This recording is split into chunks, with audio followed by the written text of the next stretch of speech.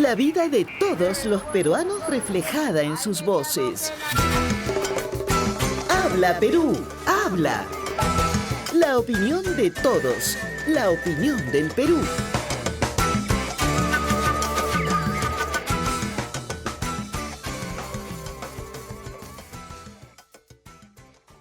Ya faltan unos días para empezar al colegio, ¿no? De pronto todo empieza a ser diferente, empezamos a tener expectativas de llegar, de reencontrarse con los compañeros, el tema de los útiles escolares, las grandes listas, los uniformes y todo eso del momento previo al colegio, creo que es algo que a todos nos hace recordar estas experiencias desde la infancia.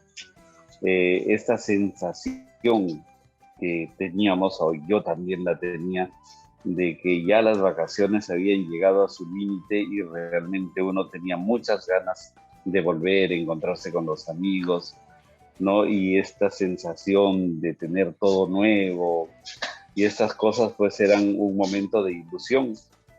Entonces es ahora que puede estarse viviendo también eso. Marco, ¿recuerdas esos tiempos? Bueno, yo tengo recuerdos un poco borrosos, Humberto, pero sí logro más o menos hilvanar alguno de ellos, eh, porque, digamos, el volver al colegio era una connotación especial, o sea, volver, ¿no? Reencontrarse, era una especie de encuentro que además estaba previsto, ¿no? Que tenía un calendario, ¿no? Era como una especie de rito y tradición también. Pero lo que yo recuerdo es que en algún momento ya no quise regresar al jardín. ¿Y por qué lo traigo a colación? Porque ya no quería ir al jardín porque quería ir al colegio. ¿Y por qué quería ir al colegio? Porque mis Ajá. hermanos estaban en el colegio. Entonces, ya, digamos, no, el jardín no me decía nada. Yo quería estar en el colegio con mis hermanos. Y a partir de ahí fue que justamente logré, no sé cómo logré convencer a mi mamá, porque era además muy chico, ¿no? Pero el tema es que pude ir al colegio y hacer ese ritual de caminar, porque era un colegio que estaba cerca de la casa en Trujillo, y entonces caminábamos unas 5 cuadras y ya estábamos, 5 o 6 cuadras estábamos en el colegio. Y era un ritual muy especial, ¿no? Era un ritual de ir, de volver, de reencontrarse permanentemente, y creo que esa es la magia justamente que tiene ese espacio, ¿no? Es el espacio del colegio. Así que Sí, creo que a estamos mí me evocan esos recuerdos, Marco. No sé si te acuerdas de los uniformes. Claro, tú eres un poco más joven, pero para nosotros era el tema del uniforme comando y era estos uniformes con los galones, con la cristina, la corbata, ¿no? Creo que todo eso se fue también transformando y sigue siendo una ilusión para muchos, el tema de una ilusión y una discusión, el tema del uniforme y de todas estas cosas, ¿no es cierto? Para nosotros fue un uniforme distinto, ¿no? Fue el color blanco de la camisa, ¿no? Y el pantalón plomo, color rata, ¿no? Y los zapatos negros. Y esa era básicamente la impronta del colegio. Y ya para la Los promoción sí había zapatos como Teddy. y había una corbata, ¿no? Además ya para los de la promoción, Ajá, de cuando eras promoción. Bueno, este es el programa, ¿no? ajá. Dedicado a la vuelta al colegio, y ya regresamos luego de hacer nuestras evocaciones y traer a colación nuestros recuerdos con nuestro primer invitado después del corte. Han pasado 2 años y es momento de retornar a las aulas. ¿Qué tan preparados estamos? Volver al colegio me parece algo bueno porque podemos volver a socializar y conocer nuevas personas. Incertidumbre, alegría, miedo, ansiedad, preocupación. En realidad son varias las emociones que pueden surgir a partir de esta decisión de retornar a la presencialidad, y hay que aprender a lidiar con ellas. Yo me siento feliz porque volveré a ver a mis amigos y a mi miss. La readaptación de los escolares a la presencialidad tomará un tiempo y requiere el apoyo de la familia. Hay que entenderlo como un reto, un nuevo proceso que seguramente presentará problemas por superar. ¿Qué tan listos estamos? Hoy, Peruanos a las aulas, en Habla Perú Habla por Nacional.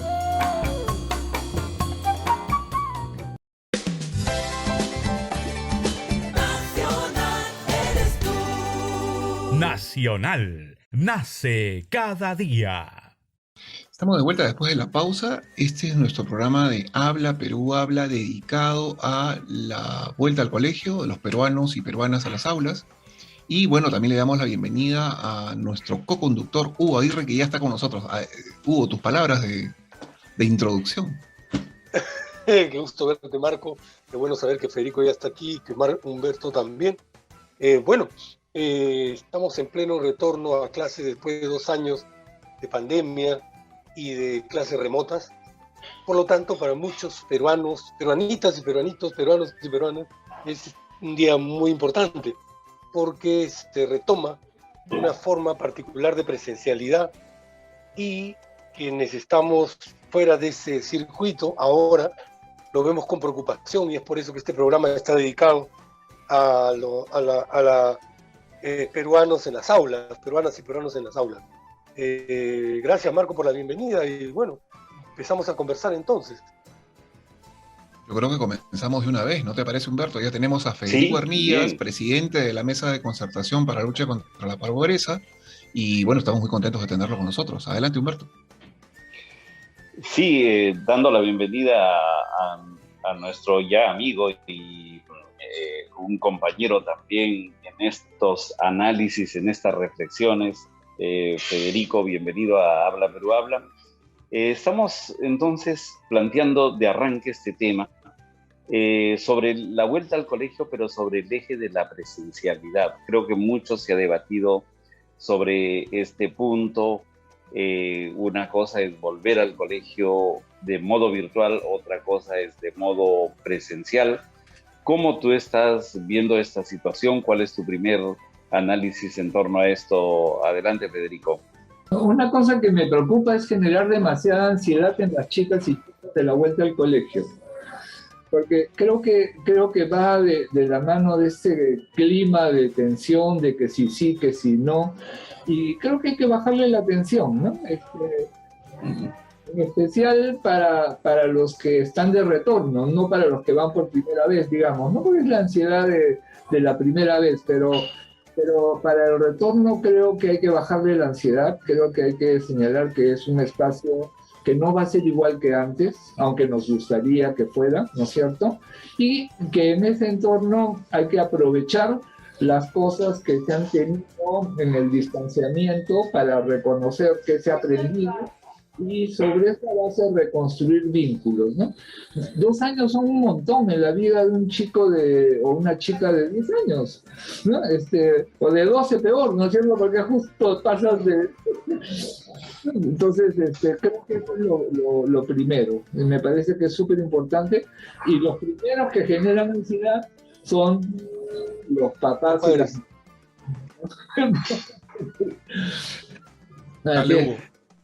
Confío en que ayudemos a que los papás y las mamás bajen su ansiedad, ¿no es cierto? Y que le den naturalidad al proceso. Si logramos eso, ya estamos adelante. Federico, qué buena reflexión que nos has entregado ahora.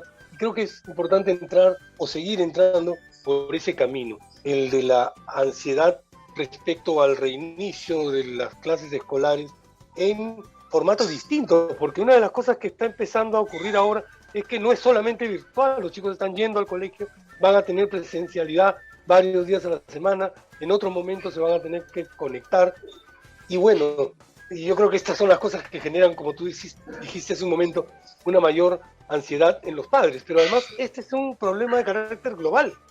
Todas las escuelas, todos los escolares, todos los estudiantes en el planeta están pasando más o menos por los mismos procesos.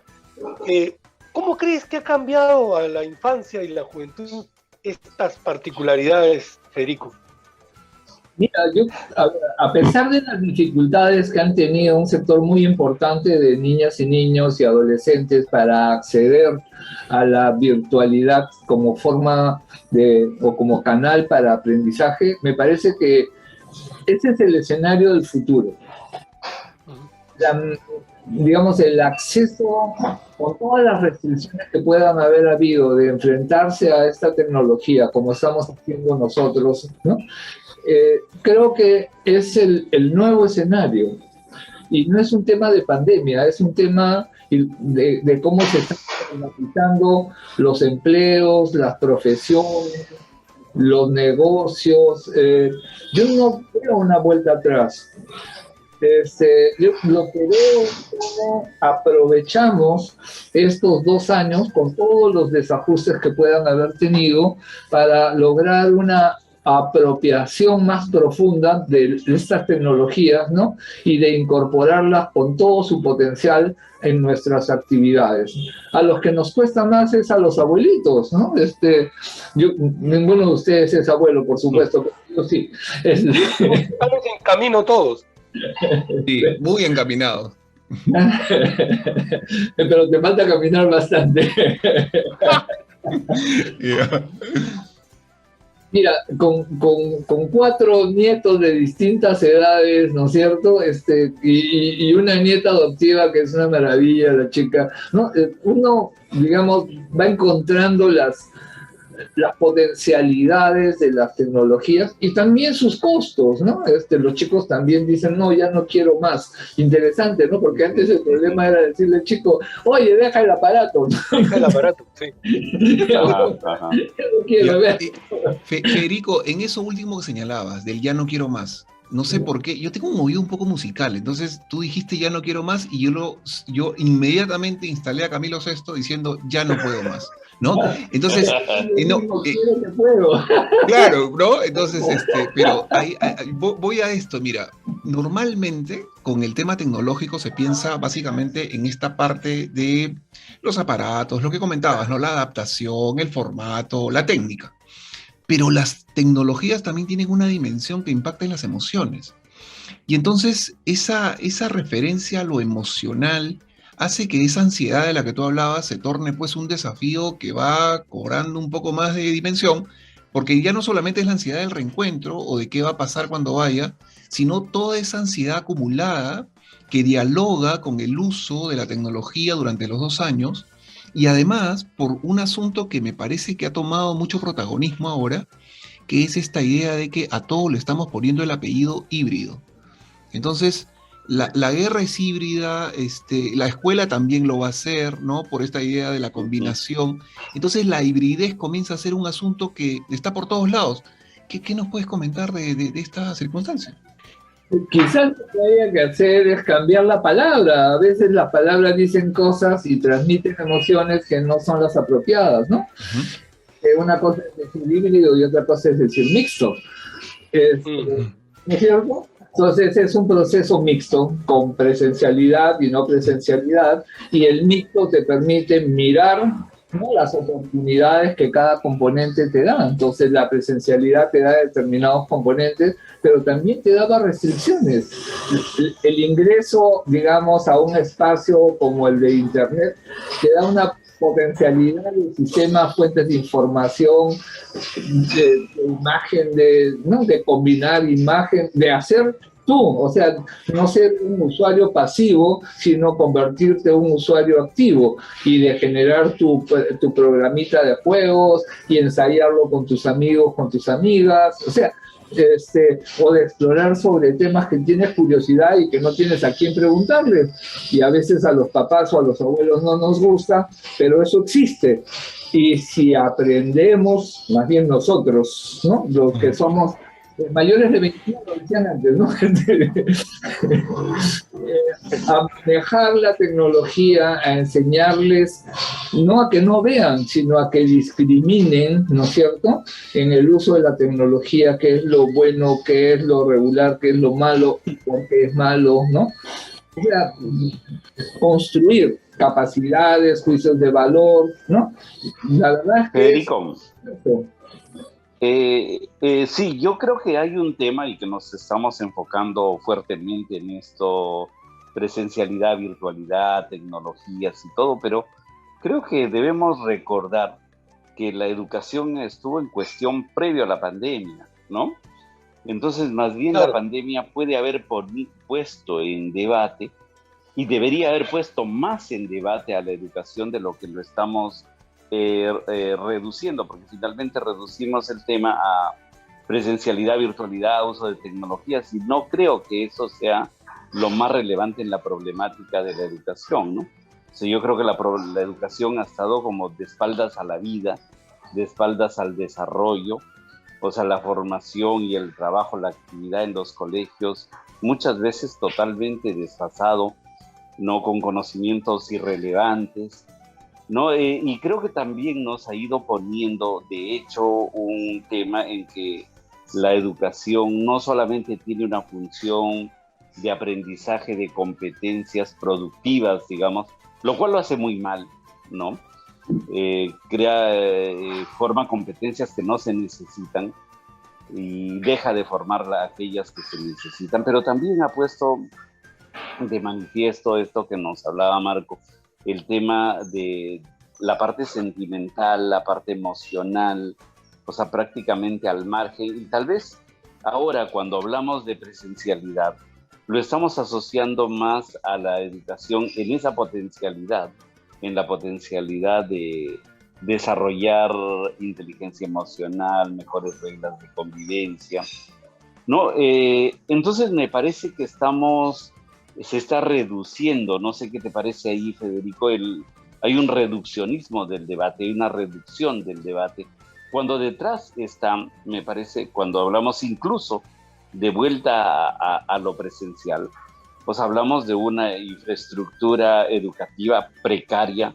Hace muchas décadas la educación en el Perú prácticamente se privatizó, la educación pública decayó tremendamente, ¿no? Pero además también hay una cuestión de, digamos, de la competencia de los profesores, de las competencias para enseñar, para crear contenidos que vayan apuntando a los desafíos actuales de un mundo más sostenible, en fin. Yo te pediría por ahí, tal vez nos ayudes con una reflexión un poquito más de fondo sobre la educación en nuestro país y por dónde habría que, aprovechando esta crisis, orientarnos a ver si resolvemos alguno de estos nudos críticos, ¿no? Por ahí, ¿qué nos puedes comentar, Federico? Comparto tus críticas, porque me parece que están tocando elementos sustantivos del problema, ¿no?, de la educación en el país, ¿no? Pero el sentido de mi punto inicial era tratar de encontrar un ángulo para discutir el tema de la educación que me parecía y me parece que es importante, que es el de cómo miran, ¿no?, los chicos, las chicas, ¿no?, este escenario. Y por tanto, ¿qué esperan y qué potencialidades tienen? Y entonces, ¿qué capacidad de respuesta tenemos el mundo adulto en general y el mundo de la educación en particular para estas chicas, estos chicos que se han pasado estos 2 años, ¿no?, a medio camino entre el uso de estas clases virtuales, el tener que compartir tareas en casa, etcétera, ¿no?, una serie de elementos de su cotidianeidad. Y por eso mi primer punto, ¿no?, tiene que ver con esa mirada y cómo no generarles ansiedad. O sea, cómo hacemos que lo que han vivido sea su punto de partida, pero que lo capitalice. O sea, que el chico que aprendió... O sea, yo diría, no sé ahí, Federico, pero me parece que el tema de la ansiedad hasta es poco. Yo creo que deberíamos sentir pánico ante un escenario educativo tan precario, ¿no? O sea, me parece que la ansiedad es indicativo de que algo malo está pasando. A ver, y debemos ver cómo podemos salir de esto, ¿no? Pero creo que estamos hablando de ansiedades diferentes, ¿de acuerdo? Una cosa es nuestra lectura como adultos, ¿no?, y una lectura desde la política pública, y otra cosa es la lectura desde la chica, el chico que va a la escuela, ¿no? Ok. Entonces, yo lo que he estado hablando es de la ansiedad de ese chico, de esa chica, ¿no?, que se ha desconectado, ¿no?, porque ha tenido una conexión parcial y que se va a encontrar con sus antiguos compañeros o compañeras, ¿no?, o con nuevos que no estaban en ese colegio, que vienen del colegio privado y pasan al colegio público. O sea, o es el que venía antes al colegio privado y ahora la familia no tiene cómo soportar, atender eso y va al colegio público. O sea, estoy mirando esas diversas condiciones concretas de nuestros niños. Algunos están vacunados, otros no están vacunados, ¿no? Son esos factores de ansiedad y los que tienen también los docentes y las docentes, ¿no es cierto? Entonces, ahí hay una confluencia, ¿no es cierto?, de ansiedades que pueden hacer choque, ¿no es cierto? Si no las tomamos en cuenta, vamos a fracasar en lo más importante, ¿no es cierto?, que es reintroducir, ¿no?, en cierto sentido, ¿no?, al proceso educativo, poniendo en valor, y ese es mi segundo elemento, poniendo en valor su experiencia de estos 2 años. Es decir, que relean sus propias experiencias para afirmarse en los aprendizajes múltiples que se han tomado, ¿no?, y que esos aprendizajes lo incorporen, ¿no?, a su proceso de crecimiento, de maduración, no sé, iba a decir envejecimiento, un poco grosero, pero bueno, crecer es envejecer, ¿no? O sea, cómo los chicos asumen esos elementos, ¿no?, y por tanto crecen como personas, que creo que es lo más importante. Y crecer como persona es reconocer los cambios, reconocer los aprendizajes, cernirlos, con qué me quedo, qué dejo, ¿no?, y cómo incorporo esos elementos en mi autoimagen de futuro y cómo la construyo. Estoy viendo adolescentes que están terminando el colegio con 2 años en teleeducación, que están replanteándose y preguntándose qué van a hacer, cómo lo van a hacer, con el temor a presentarse o no presentarse. O sea, en cada grupo etario, en cada segmento de nuestras niñas, niños y adolescentes, hay esos elementos. Algunos han tenido un acompañamiento, ¿no?, familiar, ¿no?, de buen nivel, en términos cálidos, ¿no es cierto? Hay otras que han vivido situaciones de profunda tensión, ¿no?, y de angustia también, ¿no? Entonces, ¿cómo generamos una oferta para ellos? Lo primero, recuperar los conocimientos. Bueno, sobre eso, Federico, justamente sobre eso quería incidir, porque una de las angustias que tenemos los que no estamos en el sistema educativo escolar y que está relacionada con las que tú has mencionado, es, por ejemplo, esto que de alguna manera tocaba Humberto, que es esta educación nos está llevando a la posibilidad a hacer de nosotros seres humanos que comprendamos la vida y podamos actuar con relación a ella. Ese por un lado. Y por otro lado está esta angustia que está relacionada a las inequidades. Tú, en el marco institucional el cual trabajas, sabes perfectamente que alguien que tiene hijos en el Roosevelt difiere muchísimo de alguien que tiene hijos en el colegio 24530 de San Juan del Lurigancho, donde inclusive las instalaciones son de alguna manera paradas por los padres, digamos, y no necesariamente por el sistema educativo nacional. Tenemos poquísimos minutos antes de cerrar y quería que reflexiones sobre este tema, Federico. Totalmente de acuerdo con los puntos que están planteados, y esa es justamente mi preocupación. Y entonces, ¿cómo hacemos para que esas inequidades, esas desigualdades preexistentes, ¿no es cierto?, las podamos replantear, ¿no? Y, por ejemplo, ¿cómo hacemos de la tecnología un capital, ¿no?, que mejore las oportunidades de quienes se han acercado a la tecnología justamente en este bache, digamos, ¿no? Y con todas las restricciones la han ido haciendo suya. ¿Cómo los ayudamos a esos chicos? No al que tiene digamos, el colegio de alto estándar, que incluso prácticamente tenía parado, estoy pensando en los otros, ¿no? Pero que ya se acercaron a la tecnología, que se pueden apropiar de ella y que pueden desarrollar sus potencialidades, ¿no? en términos de conocimiento, de valores, de oportunidades. Esa es la apuesta. El problema que tenemos es los docentes, las docentes, para ese grupo de chicos y chicas, ¿están en condiciones de hacerlo? Si no están, tenemos que ponerle condiciones, ¿no es cierto?, para que puedan hacerlo. Hay que potenciar esas capacidades, porque, miren, la velocidad del cambio, en términos de conocimiento, etcétera, es altísima, ¿no es cierto? Brutal. Entonces, si estás manejándote con el libro, vas a una velocidad, pero si estás manejándote no con el internet, vas a otra velocidad. Y ese es mi punto. No, pero ¿cómo hacemos que eso no sea solo conocimiento, sino que sean valores, que sean maneras de interactuar con las personas en presencialidad o a través del medio virtual para ir generando comunidades, ¿no es cierto? Comunidades de aprendizaje, comunidades de producción, ¿no? Ok. Gracias, Federico. No, excelente. Federico, yo no te quiero generar ninguna ansiedad en este momento, pero tenemos que ir al corte, se nos acabó el tiempo y entonces pues ya en cualquier momento nos vamos a tener que ver, siempre es grato escucharte, siempre es grato conversar contigo. Un fuerte abrazo, Federico Armillas, y nos vemos pronto. Cerramos el corte, vamos a la pausa y volvemos. Hay una tierra que hace 200 años libró una guerra y con sangre fue pintada la bandera que hoy alzamos con orgullo y en honor. No ha sido fácil llegar hasta donde hoy hemos llegado, mas seguimos aprendiendo del pasado sin perder la fe. Si Nacional fuera una persona, sería recontra peruano. Peruanazo. ¿De qué región? De todas. Estaría bien informado siempre. Que hablaría español, quechua, aymara, shipibo y ayáninca. 5 idiomas por ahora.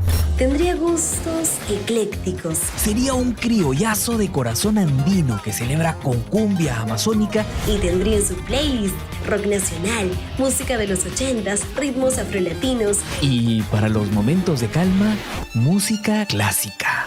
Sería un gran conversador y consejero, amante de la literatura, geek, noctámbulo. Y el más grande hincha del talento peruano. Ah, y este 30 de enero estaría cumpliendo años. Nacional.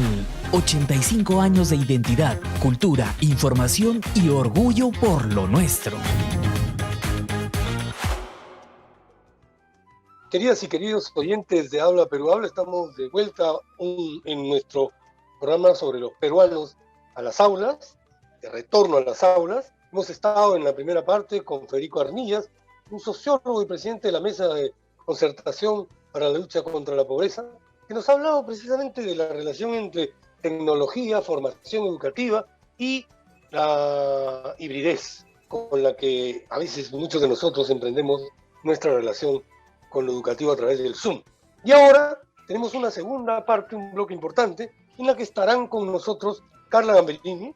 Ella es especialista y cofundadora especialista en políticas educativas y cofundadora de Más Educación P.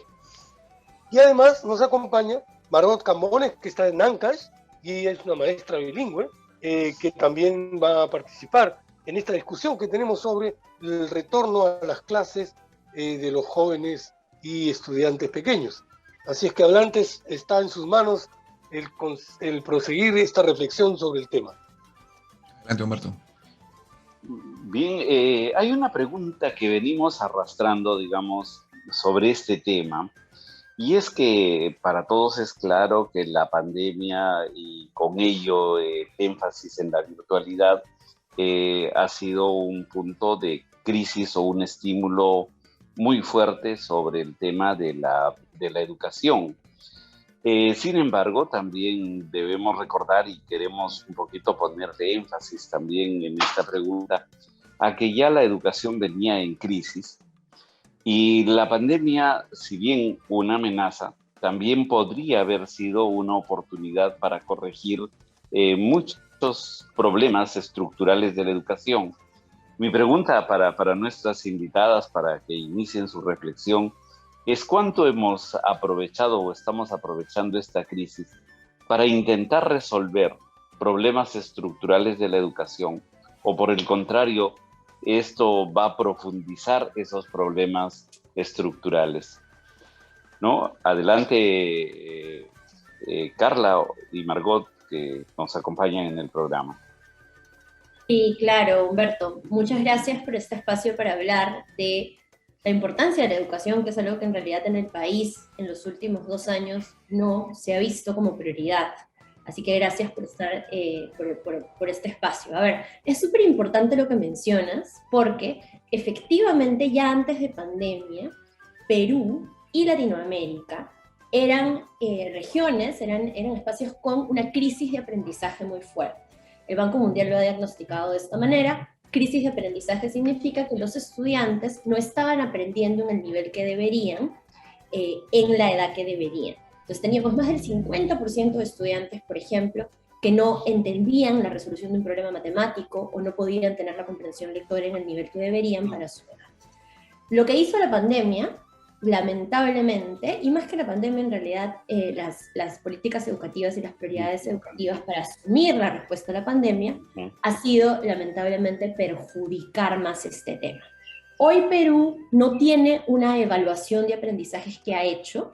De hecho, eso es una de las primeras cosas que deberían estarse activando ahora en el retorno a escuelas, evaluar en dónde estamos. Pero países como Brasil, Chile, sí han hecho esta evaluación y han identificado que se puede haber perdido hasta el 95% de aprendizajes de los estudiantes en los años a distancia. No porque la educación a distancia no funcione, eso no está en cuestión, la educación a distancia funciona, pero no puede llenar a cabalidad todas las competencias que los estudiantes tienen que desarrollar, y menos puede ser activada de manera eficiente en un país donde docentes, estudiantes, familias no han sido preparados para este aprendizaje más autónomo. Entonces creo que es muy importante eso.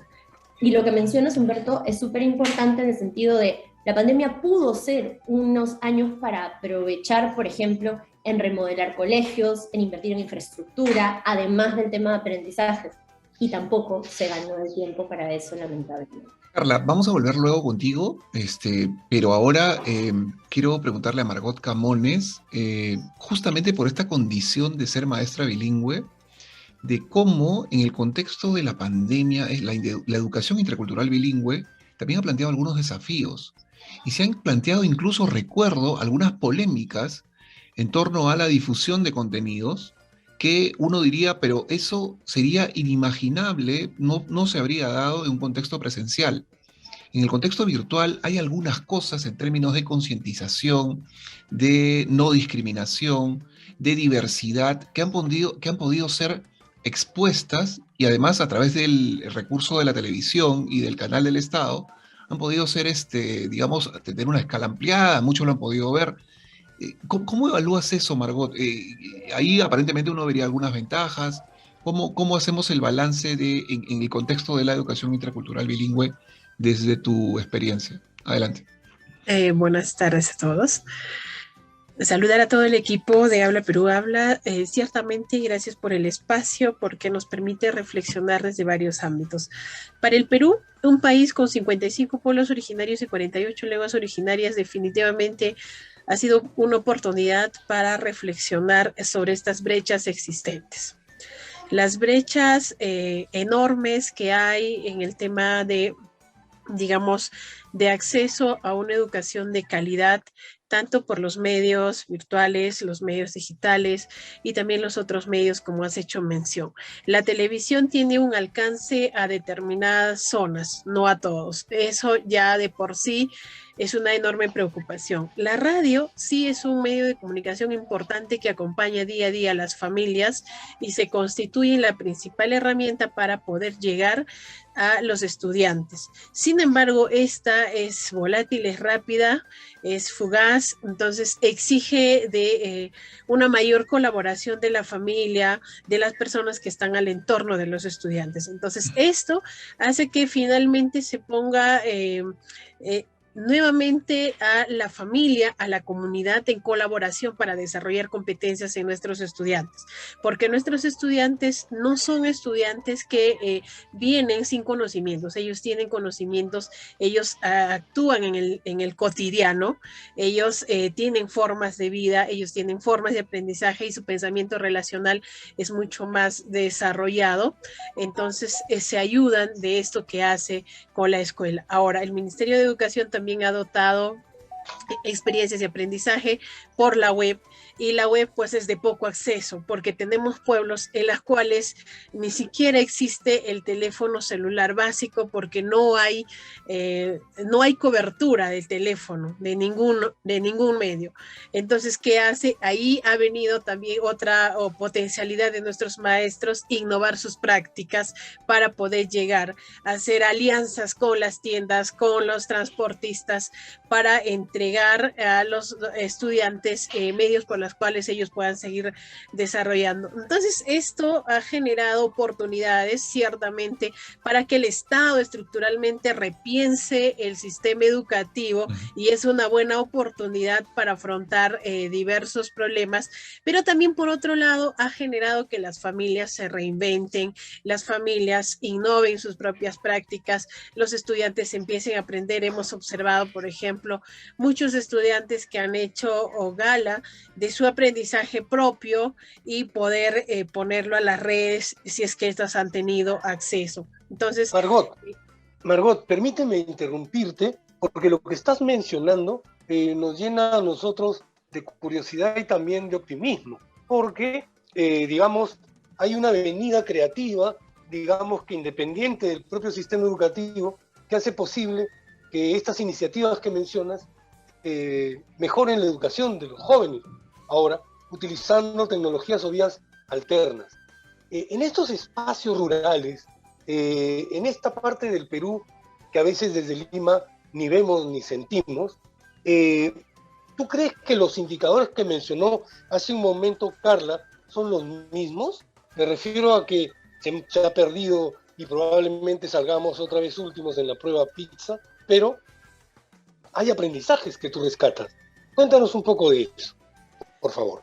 Ciertamente, cuando nosotros hablamos de las brechas educativas en cuanto a comprensión lectora, a desarrollar competencias matemáticas, seguramente vamos a encontrar ciertas diferencias, y estas sí, en los últimos años empezaron a notar, por ejemplo, el incremento en los niveles de proceso y los niveles de avanzado, los aprendizajes que se esperaban en nuestros estudiantes. Pero ahí hace falta una importante reflexión, Hugo, que en las condiciones básicas para poder desarrollar aprendizajes en nuestros estudiantes de pueblos originarios es conocer el contexto, conocer el estudiante y conocer el currículo. Y en materia de currículo definitivamente tenemos esta evaluación de comunicación, de matemática, de ciencias sociales. Pero cuando nosotros miramos desde la perspectiva de nuestros pueblos, vamos a mirar que ellos en su contexto enfrentan problemas cotidianos, pero también problemas globales. Y ellos se reinventan. Entonces, el desarrollo de las competencias no se limita solamente al aspecto curricular, sino al aspecto contextual, y ahí hablamos de las epistemologías de nuestros pueblos para afrontar diversos problemas que no se aíslan de los conocimientos científicos, que por el contrario se complementan los conocimientos locales con los conocimientos científicos. Bien, Margot, realmente con eso nos pones un tema bastante complejo, digamos, y de desafío para las políticas educativas.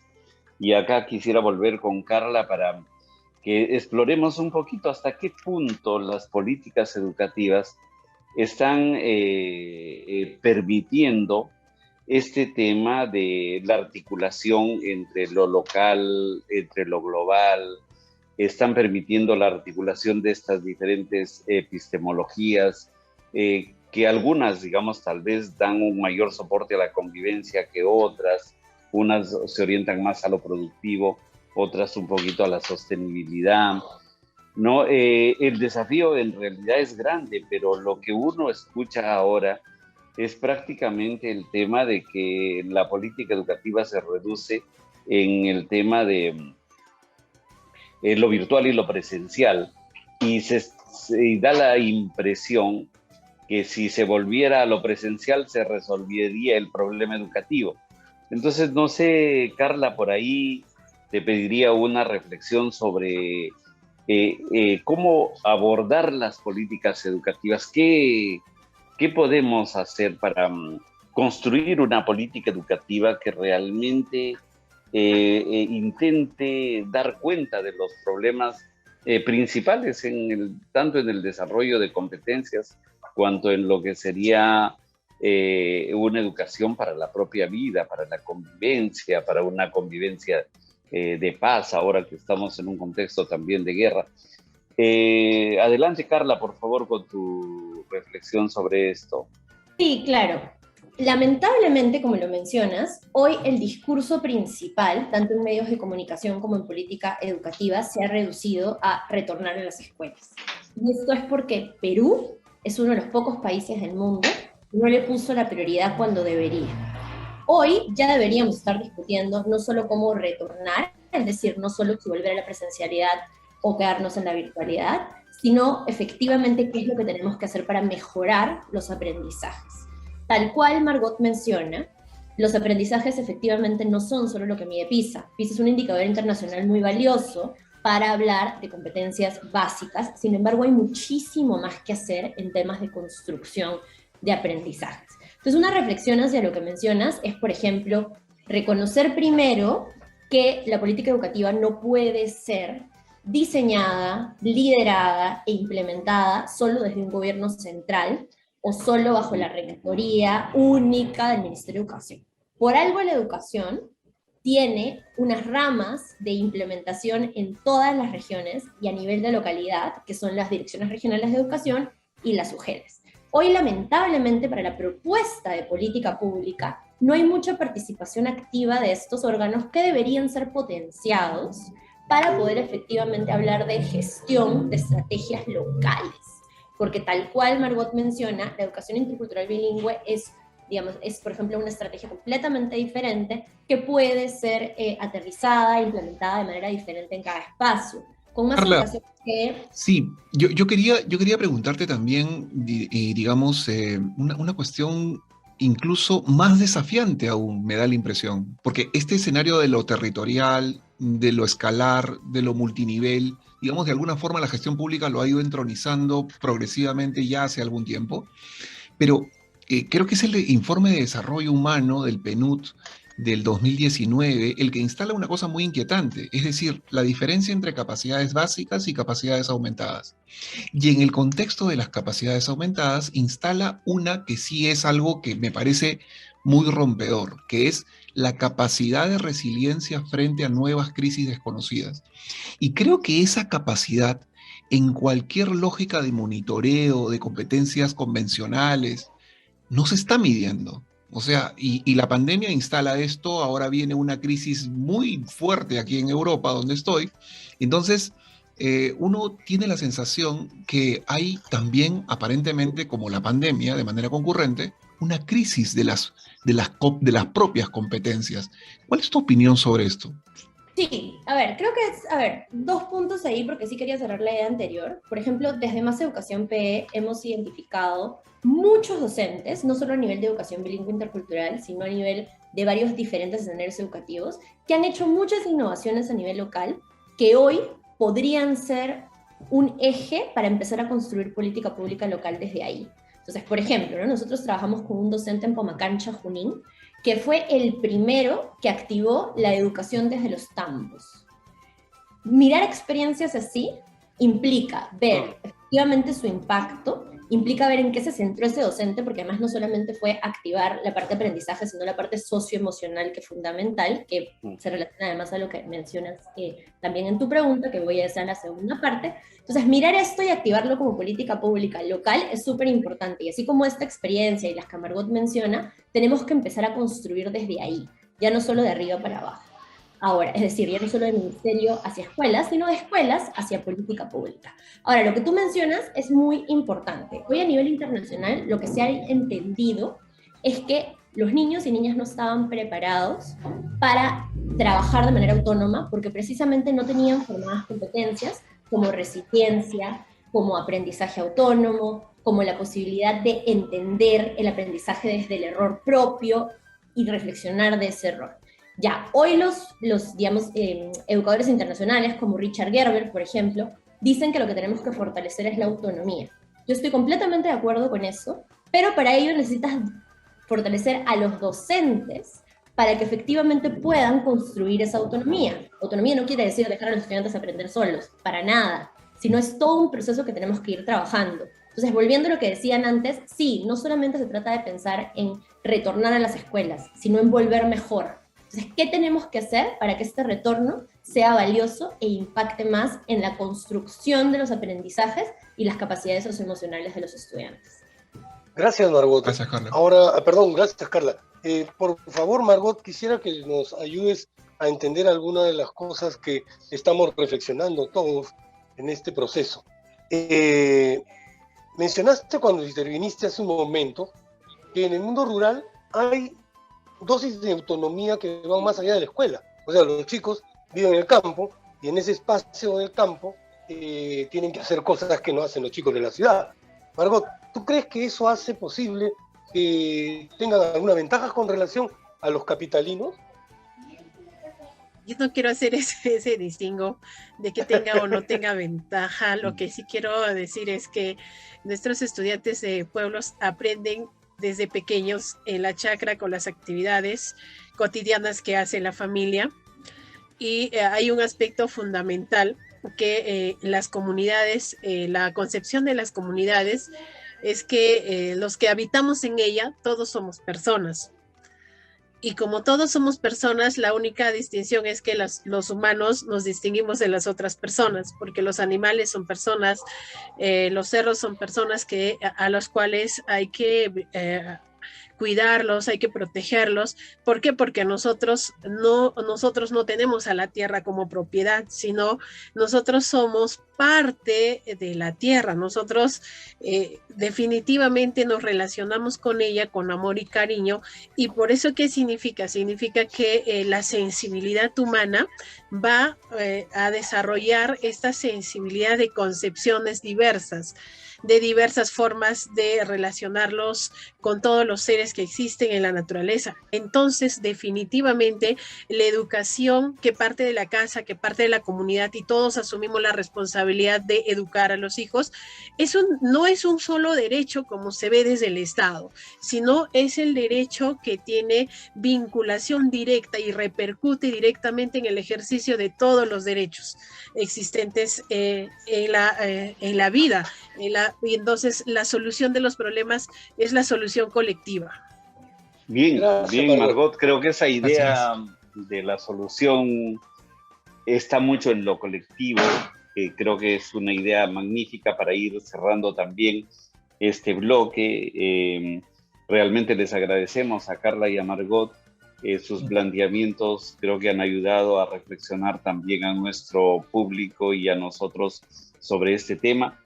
Y entonces les despedimos con mucho cariño y seguramente habrá otros espacios para seguir reflexionando sobre este tema que es más complejo de lo que creemos y más urgente y más necesario de debatir y de abordar. Muchas gracias, Margot. Gracias, Carla. Gracias, Carla. Gracias, Margot. Volvemos en un instante para el final del programa de Habla Perú Habla del día de hoy.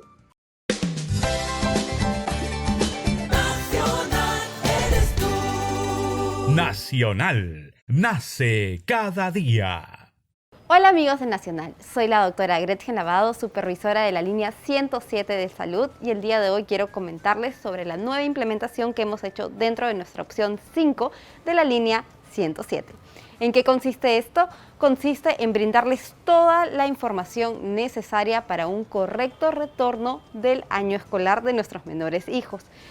Esta línea está compuesta por personal médico, el cual les guiará sobre cuáles son las medidas de bioseguridad necesarias para hacer un retorno seguro. ¿Cuáles son estas? El correcto uso de mascarillas, como estas deben cubrir nariz y boca, deben colocarse utilizando las ligas de la mascarilla, más no agarrar la mascarilla por el centro. Asimismo, el correcto lavado de manos, indispensable para hacer frente a esta enfermedad. Este lavado de manos debe durar aproximadamente 20 segundos. ¿Qué otro tipo de implementación hacemos? Es el no usar el alcohol. ¿Y por qué los niños no deben llevar colgado el alcohol? Les doy dos grandes motivos. El número uno es porque el alcohol genera llama azul, la llama más peligrosa del fuego que puede causar daños irreversibles en nuestros menores hijos. Y segundo, porque puede ser un instrumento para juego. Los niños podrían utilizarlos en el recreo, dentro del aula escolar y podríamos evitar así pequeños accidentes. ¿Qué otras opciones tenemos dentro de la línea 107? Tenemos la opción de nutrición, donde contamos con personal especializado para que les digan cómo realizar una lonchera saludable y nutritiva, haciendo énfasis en la proteína animal, en productos no industrializados y no altas en azúcar refinadas. También contamos con la línea de psicología para el apoyo y orientación de nuestros menores hijos frente a este retorno de clases luego de 2 años. Y recordarles que la línea 107 está habilitada los 365 días del año, las 24 horas del día, y atendemos tanto a pacientes asegurados como no asegurados.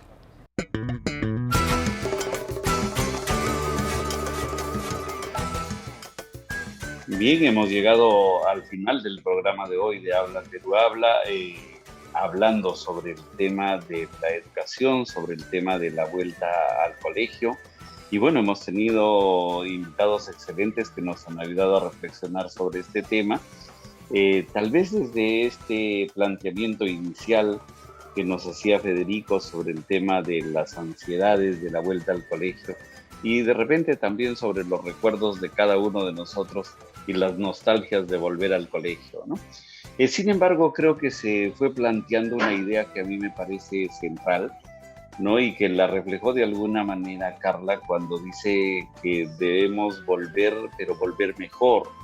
Y pareciera que eso no se está dando, pareciera que ahora el debate se centra entre lo presencial y no presencial, pero creo que es sobre la base de que ya venía una crisis muy fuerte sobre lo pertinente o no de la educación para la vida y las oportunidades que puede haber tenido lo virtual, especialmente para la formación más pragmática, más productiva, ¿no? Y eso tal vez no estamos aprovechando todas esas ventajas. Creo que estamos con la ilusión de que si se vuelve a lo presencial se resuelve todo, lo cual es falso. Me parece que también Milagros, Margot introdujo un tema así de lo más importante, y creo que es el tema de las experiencias de aprendizaje desde lo local, con epistemologías diferentes, más allá de las epistemologías occidentales, y esta apertura que tenemos que tener hacia una nueva educación, a una educación más para la vida. Adelante, Marco, con tus comentarios finales. Bueno, yo empezaría diciendo algo así como: la educación está en crisis, que viva la educación, ¿no? Me da la impresión que hay un gran desafío, ¿no? Que hay un corte, y que la pandemia lo único que ha hecho ha sido radicalizar ese corte, esa suerte de desactualización, ¿no? En la cual me parece que la apuesta educativa hace algún tiempo ha entrado y de la cual tenemos que buscar la forma de salir. Porque si hay una frase que suena fuerte ahora en el retorno a la presencialidad con estos elementos híbridos, es el acompañamiento emocional. Sale por todos lados. Y sale también en la alusión que hacía Federico sobre el tema de la ansiedad. Y creo que ese termina siendo un elemento conectivo, como la propia tecnología, de experiencias que antes asumíamos como muy distantes. Como cuando Hugo decía el asunto del Roosevelt y el asunto de San Juan del Lurigancho. Bueno, ese elemento tecnológico y conectivo termina siendo, por un lado, un elemento muy potente, pero por otro lado también muy inquietante. Porque si no cobramos la exacta dimensión de lo que significa en términos de transformación, me da la impresión que con todas las competencias, con todos los esfuerzos y con todas las reformas posibles, no vamos a terminar de dar en el elemento central, que estamos frente a una nueva crisis desconocida y que esos elementos necesitamos afianzar en la apuesta educativa en adelante. Tengo la impresión. Adelante, Hugo. Bueno, a mí me ha quedado profundamente claro que la educación no es un asunto solo de educadores y estudiantes, escuelas, infraestructuras y tecnología, sino más bien es un tema que está fuertemente vinculado a la integralidad, a la totalidad de la sociedad. La sociedad, sus líderes, su sistema político y económico son quienes tienen que tomar la decisión de qué tipo de educación promover entre sus ciudadanos, con acuerdo a lo que ellos también tengan como expectativas, y partir obviamente de un consenso. El tema educativo está en este momento entrampado en una cuestión de globalización epistemológica, pedagógica, y con diseños que están de alguna manera poniendo el foco en determinados puntos y dejando de lado la visión reflexiva, la comprensión integral de los procesos, la inserción del sujeto en un mundo con hartos asuntos de finitud, y como consecuencia de eso no necesariamente está formando el tipo de sujeto, el perfil y la subjetividad que necesitamos para salvar el planeta y salvarnos nosotros mismos dentro de ella. Una reflexión final, pero que está relacionada a Habla Perú Habla. Se han cumplido 5 años de la partida de José Yactayo, uno de los fundadores y uno de los hablantes que hizo de este programa un espacio no solamente de reflexión, sino de pensamiento y de diversión, sobre todo. Esa partida consolidó la relación entre nosotros tres, y también la que en algún momento formó Carla Colonna y después y siempre Milagros Añí en esta historia de 6 o 7 años de existencia de Habla Perú Habla. La partida de José hizo posible que tengamos una visión también, no solamente más radial de lo radial, sino hasta más musical de lo radial. Y permanentemente estamos recuperando sus enseñanzas, su presencia, a través del recuerdo que tenemos de él. Esto ha sido todo por hoy. Esto ha sido Habla Perú Habla, y nuestra reflexión sobre los peruanos, el retorno de los peruanos a las aulas. Hasta el próximo sábado, un gran abrazo y nos volvemos a ver. Abrazos híbridos y siempre con Pepe. Siempre con Pepe. Así es.